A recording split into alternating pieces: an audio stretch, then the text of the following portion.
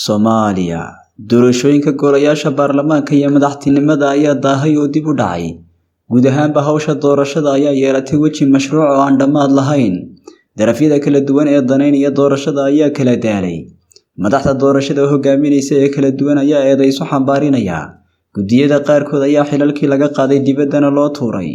Guud ahaanba doorashada ayaa waxa ay noqotay mid laga niyad jabay oo aan la aqoon goorta ay dhici doonto. Gabriidka iyo gaasta ayaa isu soo ururaya oo israadsanaya. Hogaamiyayaasha tartamaya qaar ayaa xalku xabad kaga soo ururay. Qaar kalena waxay kaga soo hadhay afka oo kaliya. Shirarka iyo shawrka ayaa tiro beelay. Waxaana la aqoon waayay jihada loo dhaqaaqi doono ee uu dalku u socon lahaa. Dhageysta iyo kuma dhageysta ayaa ay ku soo biyo shubatay. Maalinba maalinta ka dambaysa way sii adkaanaysaa. Madaxweynaha ayaa ra'iisul wasaaraha hawsha ka joojiyay. Ra'iisul wasaaruhuna markiisa ayuu madaxweynaha hawsha ka joojiyay.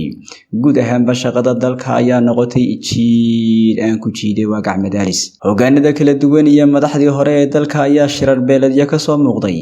Malaaqyada iyo hogaanka dhaqanka ayaa hoteelada ka soo hanjabaya xaaladuna waxa ay noqotay mid ay fiintu ka dhawaaqdo xiidka iyo xidhxidhaduna ay ka ooyeen.